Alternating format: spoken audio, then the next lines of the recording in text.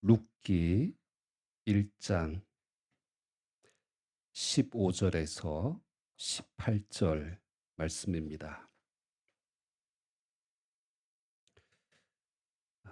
룻기 1장 15절에서 18절 말씀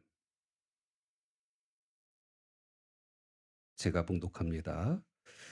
나오미가 또 이르되 보라 내 동서는 그의 백성과 그의 신들에게로 돌아가나니 너도 너의 동서를 따라 돌아가라 하니 아, 룻이 이르되 내게 내게 어머니를 떠나며 어머니를 따르지 말고 돌아가라 강건하지 마옵소서. 어머니께서 가시는 곳에 나도 가고 어머니께서 머무시는 곳에 나도 머물겠나이다. 어머니의 백성이 나의 백성이 되고 어머니의 하나님이 나의 하나님이 되시리니 어머니께서 죽으시는 곳에서 나도 죽어 거기 묻힐 것이라. 만일 내가 죽는 일 외에 어머니를 떠나면 여호와께서 내게 벌을 내리시고 더 내리시기를 원하나이다 하는지라. 나오미가 룻이 자기와 함께 가기로 굳게 결심함을 보고 그에게 말하기를 그치니라. 아멘. 우리에게 주신 하나님의 말씀입니다. 하나님, 이 땅에 하나님을 아는 지식이 없어서 그리고 하나님의 말씀의 그 기곤으로 인하여서 수많은 무너진 가정들을 바라봅니다. 특별히 5월 달 우리에게 주신 이 가정에게 주신 하나님의 말씀을 듣고 아름다운 하나님의 신앙의 유산과 그 말씀의 인도하심을 받는 우리 세대의 성도들 되게 하여 주시옵소서. 아, 이 말씀 가운데 하나님께서 성령으로 전하는 자와 듣는 자의 그 입술과 귀를 주장하여 주시고 오직 하나님의 뜻만이 우리 가운데 선포되어지게 하여 주시옵소서. 예수 그리스도의 이름으로 기도하옵나이다. 아멘.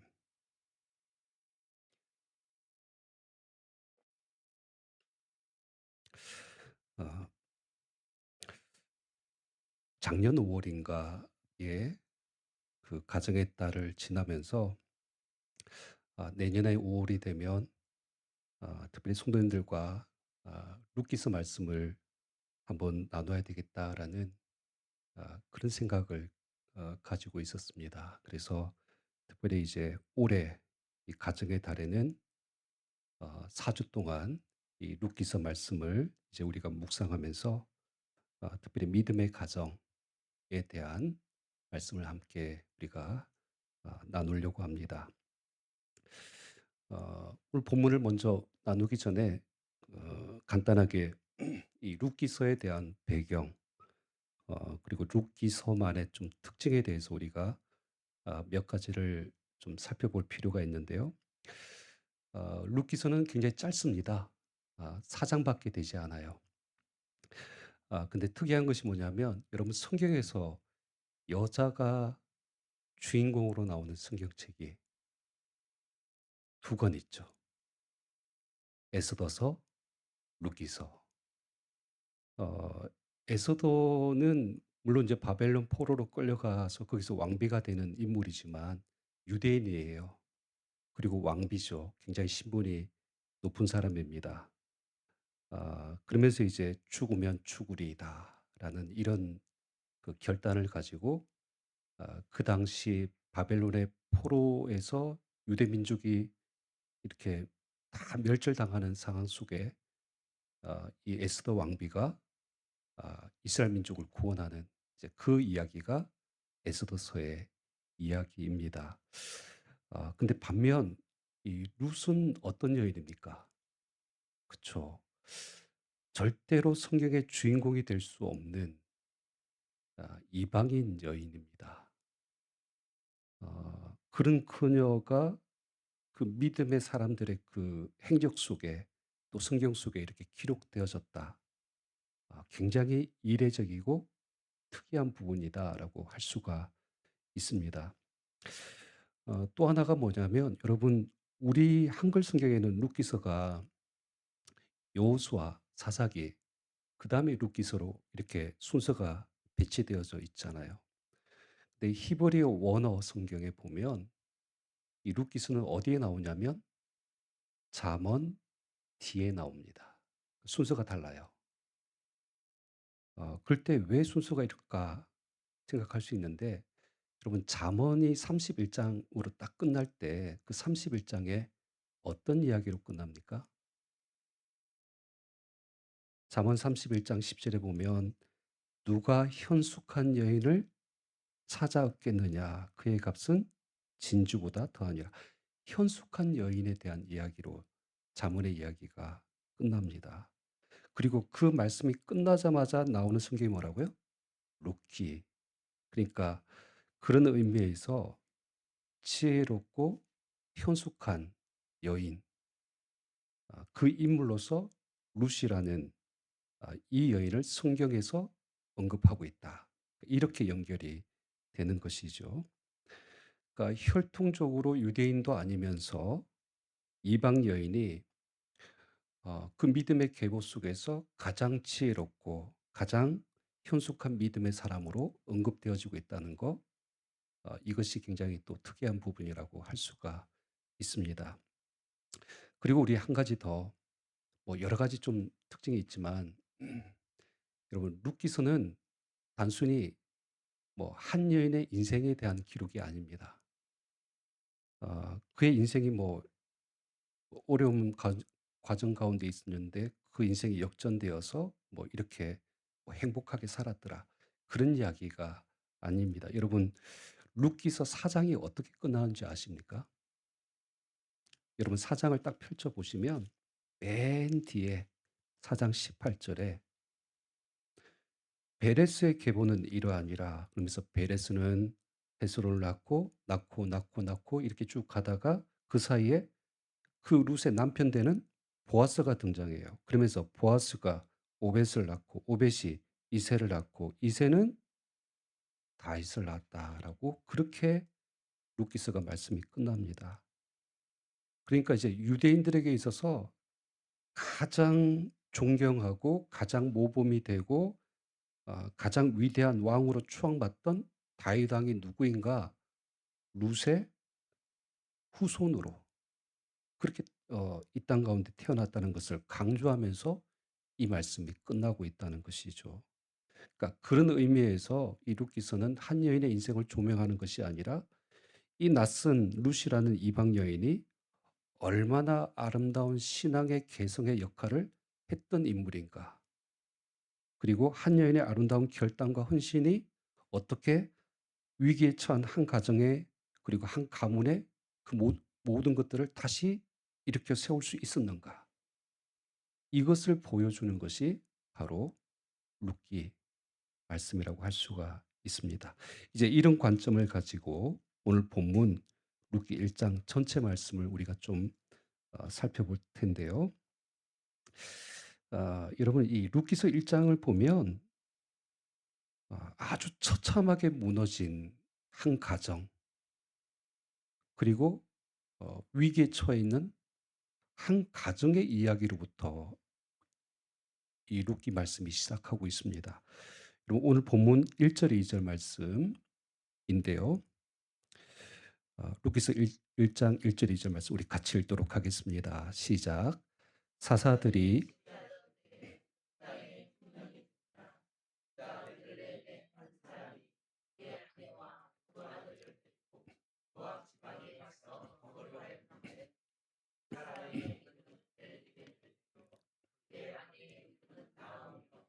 그의 두 아들의 이름은 말론과 기론이니 유다 베들레헴 에브라 사람이더라.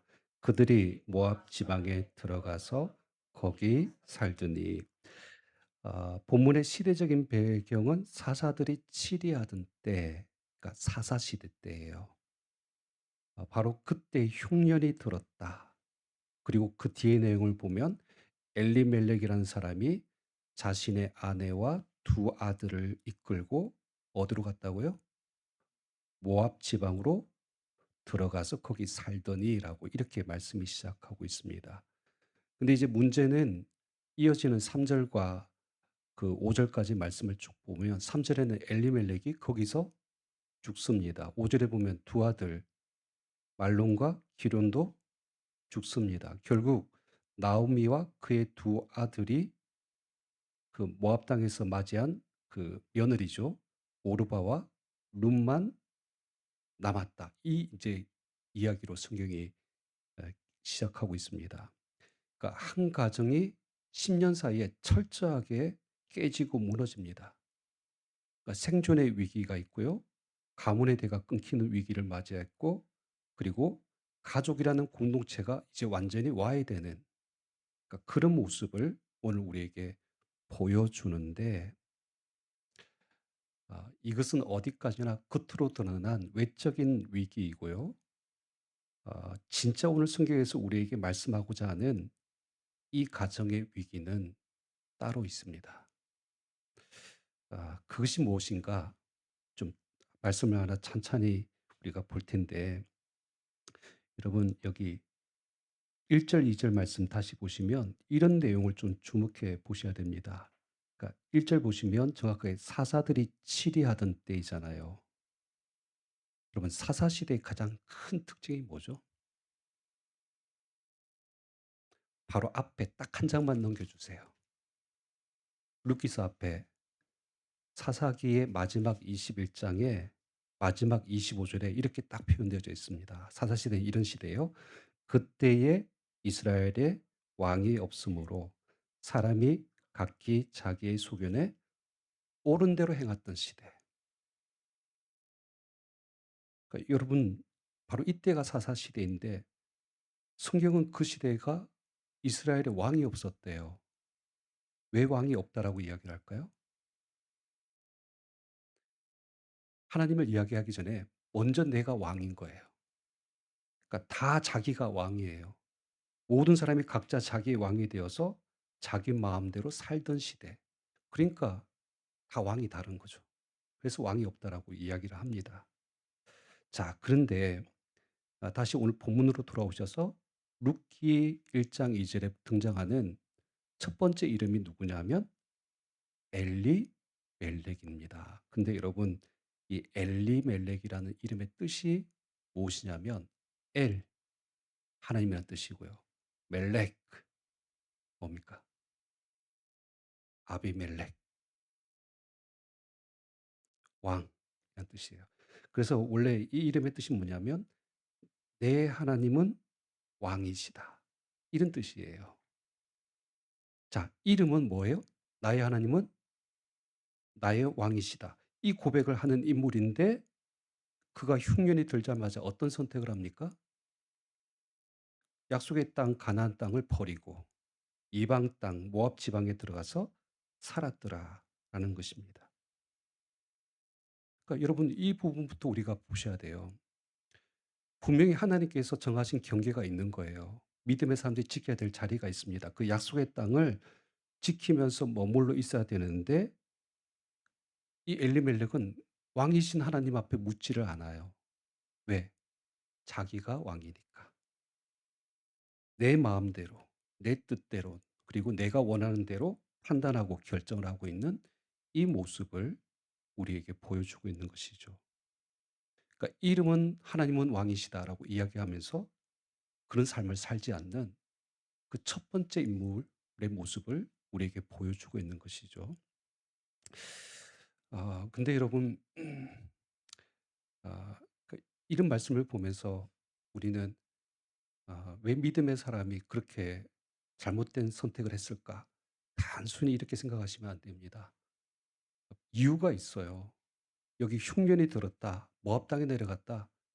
그러니까 여기는 나름 이렇게 결정한 엘리멜렉의 이유가 있습니다. 그러니까 성경이 참 재미있는 것이 뭐냐면 여러분 여기 엘리멜렉이 원래 살던 땅이 어디였어요? 2절에 보면 베들레헴이잖아요. 원래 베들레헴의 이름의 뜻이 뭐예요? 벳, 집이란 뜻이고 레헴, 빵이란 뜻이잖아요. 원래 빵집이란 뜻이에요. 근데 문제는 흉년이 되니까 빵집에 빵이 없어요. 그러니까 먹을 것이 없습니다. 그래서 가족을 먹이고 생존을 위해서 모압 땅으로 내려갔다. 너무 자연스러운 거 아닙니까? 당연히 그렇게 해야 되는 거 아니에요? 엘리멜렉도 현실적인 사정이 있습니다. 여러분, 자꾸 이제 원어 이야기해서 그렇지만, 그러니까 성경이 그런 장치들을 해 놓기 때문에 이 말씀을 드립니다. 그러니까 재미있는 내용을 감추고 있는 것이 뭐냐면, 지금 엘리멜렉의 두 아들의 이름이 있죠. 말론과 기론인데, 말론이란 이름의 뜻이 뭐예요? 좋은 성경 가지고 계신 분. 원래 뜻이 병약한, 그다음에 쇠약한 이런 뜻을 가지고 있어요. 기론이라는 이름은요. 원래 이제 킬르온이라는 히브리 발음인데요. 정확한 뜻이 뭐냐면 소모된, 그러니까 기력이 없다는 거예요.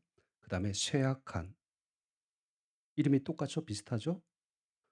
근데 자식 이름 지으면서 왜 이렇게 이름을 지었을까? 이상하지 않습니까? 그래서 이제 성서학자들이 추정하는 것은 뭐냐면, 아, 이들이 태어날 때 이 가나안 땅, 바로 이쪽에 기근, 흉년이 너무 심하니까 나오미의 영양 상태가 좋지 못해서 아들들이 병약한 상태로 태어났다. 그렇게 이제 보는 거예요. 그러니까 여러분 한번 생각해 보세요. 아이가 태어났는데 피골이 상접합니다. 먹을 것이 없어요. 영양실조에 걸려 있는 두 아들을 바라보는 엘리멜렉의 마음은 어떨 것 같습니까? 그러니까 여러분, 좀 이런 말 표현해서 그럴지 모르겠지만 이때는 신앙이 밥 먹여주지 않아요. 그 약속의 땅을 지킨다는 것이 어떻게 보면 의미가 없는 겁니다. 그러니까 현실과 타협해서 모압 땅에 내려가는 거, 이거 탓할 수 있습니까? 없는 거예요. 그러니까 자식이 배고픈 거 보는 거, 부모의 마음이 정말 아픈 일이죠. 그래서 지금 엘리멜렉의 선택이 뭐냐면 가족을 위해서, 자식을 살리기 위해서 지금 이런 결정을 했다. 그러니까 이런 나름대로의 이유와 명분을 가지고 오늘 성경이 우리에게 말씀을 하고 있는 것입니다. 근데 여러분, 그렇다 할지라도 성경은 이 엘리멜렉의 그 선택에 대해서 합리화시켜 주지 않습니다. 오늘 성경이 우리에게 지금 보여주는 것이 뭐냐면, 음, 그러니까 이 엘리멜렉이라는 사람은 자기 정체성을 잃어버린 사람의 대표적인 모습이에요. 자, 이름이 뭐라고요? 엘리멜렉. 하나님은 왕이신데 하나님을 왕으로 숨기지 않습니다. 아무리 약속의 땅이라 할지라도 빵집에 빵이 없으면 다른 빵을 찾아가는 사람으로 오늘 성경이 우리에게 엘리멜렉을 어, 보여주고 있는 것이죠. 그러니까 자기 이름의 정체성, 이름값을 하지 못하는 연약한 믿음의 사람을 그대로 지금 우리에게 보여주고 있는 것이죠. 근데 여러분, 사실 곰곰이 생각해 보면, 그러니까 엘리멜렉이 먼데 있는 사람이 아니라 우리가 엘리멜렉이잖아요. 그러니까 이렇게 적용해 볼 수도 있습니다. 여러분, 우리는 이름이 뭡니까? 그리스도인이라고 불리잖아요. 근데 이름만 그리스도인 사람들 많습니다. 교회, 이름만 교회인 곳도 많죠. 그러니까 원래 이 그리스도인이라는 이름의 뜻이 뭐냐면 크리스티아 누스. 예전에 우리 사도행전 말씀 나눌 때 기억나시죠? 크리스토스, 그리스도, 뭐뭐에 그다음에 속하다라는 뜻으로 티아노스란 단어가 이렇게 전미사가 붙은 거잖아요. 그러니까 그리스도에게 속한 사람, 더 나아가서 예수 그리스도의 종, 이 개념이 그리스도인이라는 말의 의미입니다. 그러니까 말로는 예수님을 따르고 예수님에 속한 사람이라고 하지만 그렇게 살지 못하는 사람들이 너무나 많잖아요. 어 그러니까 이런 이율배반적인 그 삶의 모습이 엘리멜렉의 모습일 뿐만 아니라 저희들의 모습입니다. 근데 여러분 우리 이번 주 수요일에도 그 요나서 잠깐 말씀을 나눴는데 그 요나서가 참 재밌는 대목이 있어요. 그게 뭐냐면 우리가 잘 아는 이야기인데 하나님께서 요나에게 저기 니느웨로 가라 말씀하시는데 어디로 간다고요? 다시스로 가죠. 다시스로 가기 위해서 배를 탔는데 풍랑을 만납니다. 그때 요나는 뭐 하고 있었어요? 배 아래에서 깊이 잠들어 있었습니다. 그때 이제 사람들이 와 가지고 요나를 깨워요. 막 제비 뽑고 난리도 아니었습니다. 그래서 "너 뭐냐? 너 도대체 누구냐?" 그러니까 이렇게 물으니까 요나가 그때 아주 흥미로운 그 대답을 합니다. 여러분 요나서 1장 9 절에서 10절 말씀을 보면 이런 표현이 나옵니다. 그가 대답하되 "나는" 누구라고요? "히브리 사람이요." 그다음에 "바다와 육지를 지으신 하늘의 하나님 여호와를 경외하는 자입니다." 이렇게 고백을 해요. 말로는 "나는 하나님을 경외하는 사람이다."라고 분명히 이야기했습니다. 근데 그다음 10절 말씀 보시면 자기가 여호와의 얼굴을 피함인 줄 그들에게 말하였으므로. 그 무슨 말이에요? 분명 하나님을 경외하는 사람인데 지금 자기는 어떻게 하고 있다고요? "여호와의 얼굴을 피하여서 도망가고 있습니다." 이렇게 이야기했다는 거예요. 어때요? 모순이잖아요. 그러니까 이런 모순이 우리에게도 있다는 겁니다. 자기 신앙의 정체성과 반대되는 길을 자기 마음대로, 자기 뜻대로, 자기 하고 싶은 대로 그렇게 걸어가는 사람들의 모습이 오늘 성경이 우리에게 보여주는 엘리멜렉이고 요나이고 또 저와 여러분들의 모습인 것이죠. 자, 이제 그런데 이제 오늘 본문으로 다시 돌아오셔서 이어지는 이제 성경 말씀을 좀 보실 때 그러니까 이런 엘리멜렉의 선택이 어떤 결과를 가져왔는가? 여러분 3절 말씀 보시면 엘리멜렉은요. 그렇게 모압 당해서 죽습니다. 그리고 이제 그의 아내와 나오미 두 아들 그 안에 있던 나오미와 두 아들만 남았다라고 이야기를 하죠. 그러니까 인생이 참 허무합니다. 그게 뭐냐면 살리기 위해 갔는데 자기는 죽어요. 가족과 자식을 위해서 자신의 신앙마저도 내려놓고 그렇게 져버렸던 그 인생의 그 끝은 너무나 허무하게 바로 거기서 끝이 난다라는 것을 우리에게 보여주고 있어요. 근데 오늘 이제 여기서부터 좀 주목해야 될 부분이 뭐냐면 이 문제는 여기서 끝나지 않습니다. 여러분 4절 말씀에 보면 어떤 이야기가 나오는가 보세요. 자, 엘리멜렉은 죽었어요. 그다음에 그들은 모압 여자 중에서 그들의 아내를 맞이하였는데 하나의 이름은 오르바요. 하나의 이름은 루시드라. 여러분 여기 뭐가 문제입니까?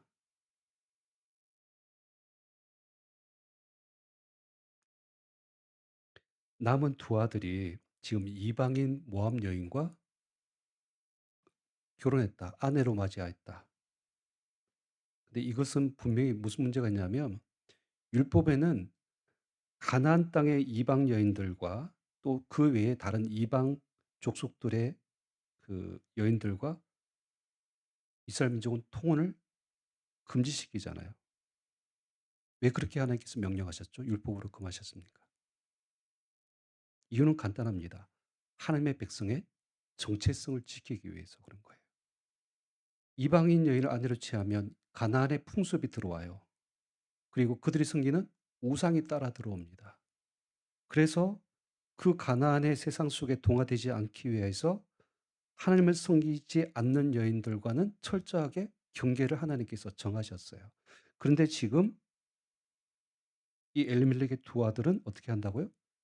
율법마저 어기면서 아무렇지도 않게 이 이방인 여인을 아내로 취하고 있습니다.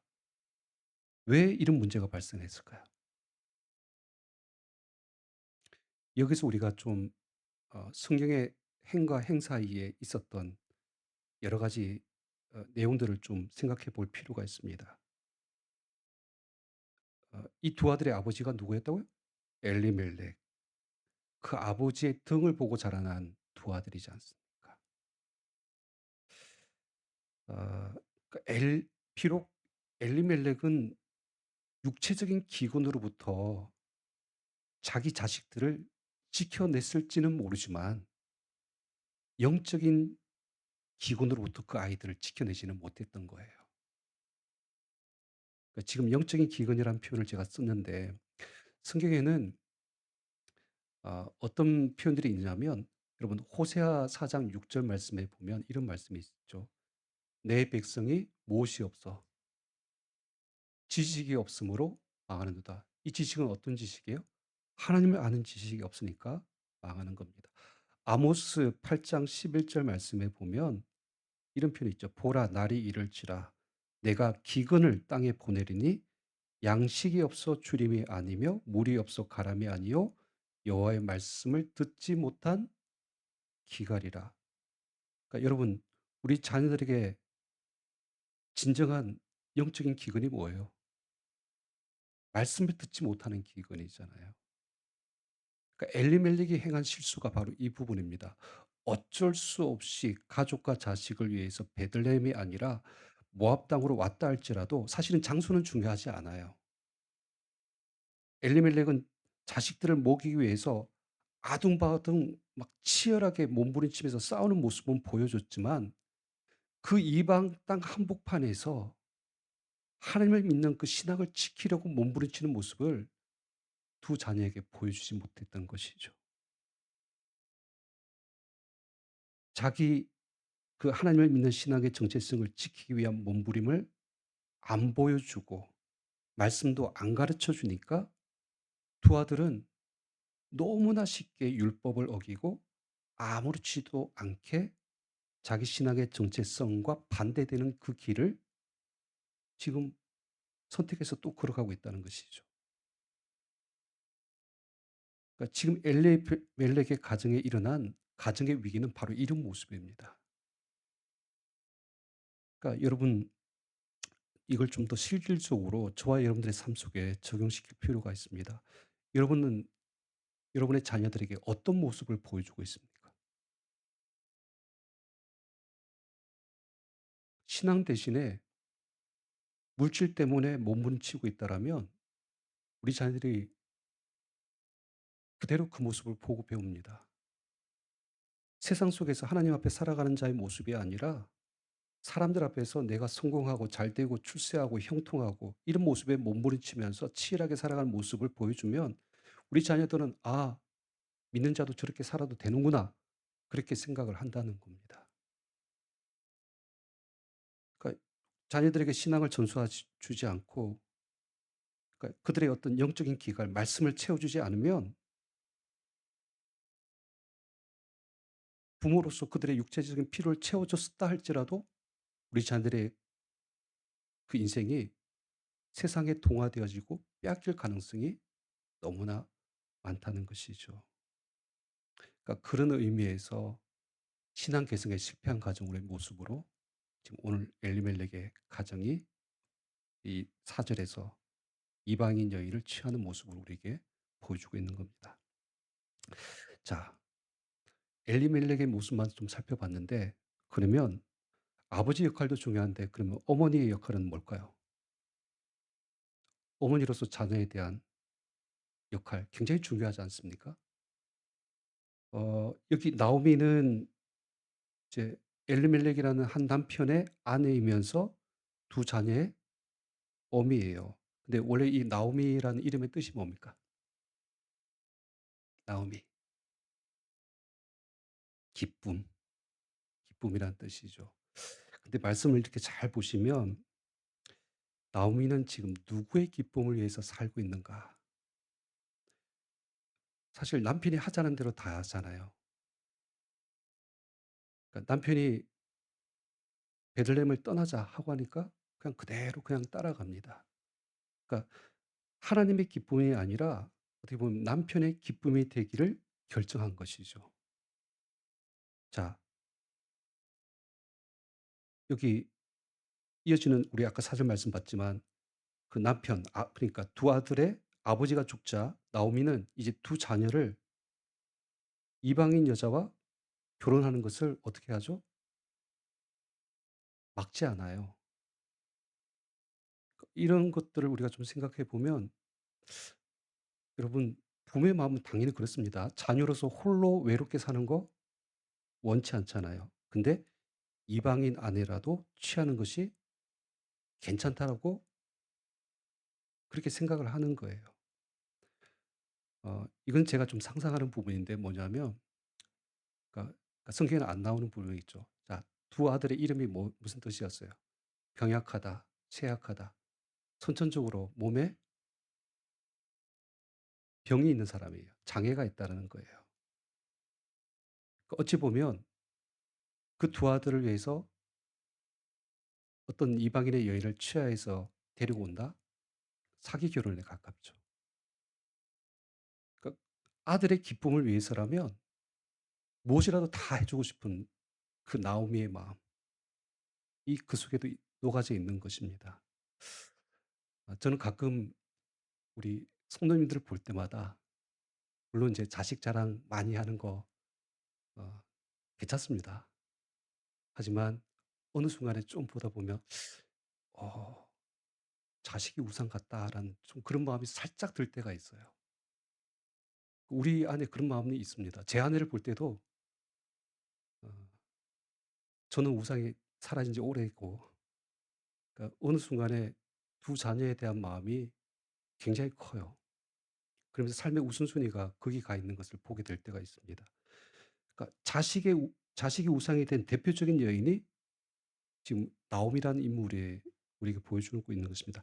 하나님을 기쁘시게 하지 아니하고 사람을 기쁘시게 하는, 사람을 기쁘게 하는 그런 삶을 살아가는 자가 지금 나오미의 모습인 것이죠. 그러니까 결국 이제 오늘 성경이 우리에게 보여주는 이 시대의 가정의 위기는 뭔가? 지금 아버지 엘리멜렉, 어머니 나오미 이 두 사람의 모습을 통하여서 우리에게 그대로 보여주는 것이죠. 결과는 어떻게 됐습니까? 엘리멜렉도 죽었고 말론과 기론 두 아들도 죽었습니다. 아까도 말씀드렸지만 살려고 갔는데 어떻게 했어요? 죽었어요. 아들들 살리려고 갔는데 살 줄 알았는데 다 허무하게 죽어버렸습니다. 원래 처음에 몇 명이 이주해 갔어요? 4명이 내려갔죠.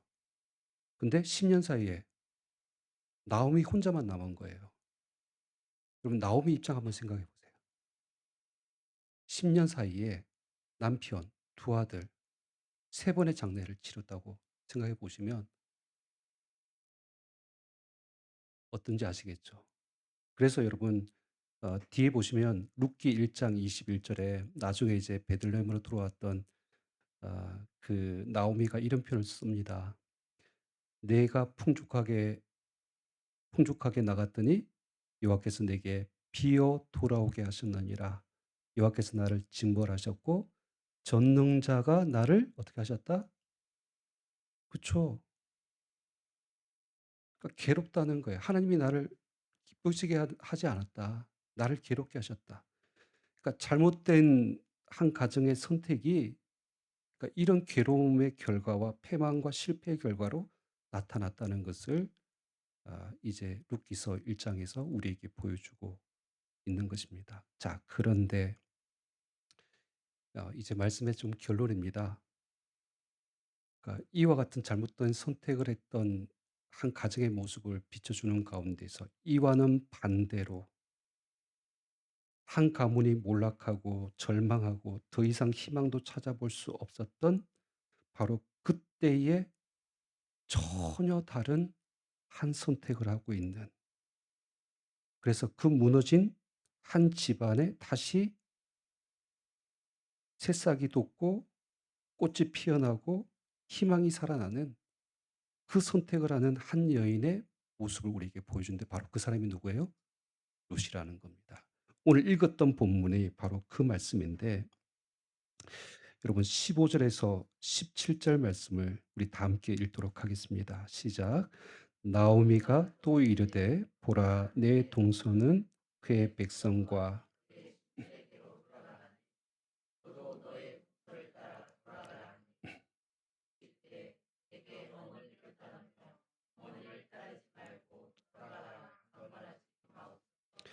어머니께서 가시는 곳에 나도 가고 어머니께서 머무시는 곳에서 나도 머물겠나이다. 어머니의 백성이 나의 백성이 되고 어머니의 하나님이 나의 하나님이 되시리니 어머니께서 죽으시는 곳에서 나도 죽어 거기 묻힐 것이라. 만일 내가 죽는 일 외에 어머니를 떠나면 여호와께서 내게 벌을 내리시고 더 내리시기를 원하나이다 하는지라. 아멘. 그 엘리멜렉의 며느리였던 그 룻이 자기 시어머니죠. 나오미를 따라서 지금 어디로 가겠다는 거예요? 이제 모압 땅에서 베들레헴으로 가겠다는 겁니다. 여러분 잘 생각해 보세요. 룻은 모압 땅 여인이에요. 이방인이었습니다. 상식적으로 지금 이 상황에서 어떤 선택을 하는 것이 정상일까요?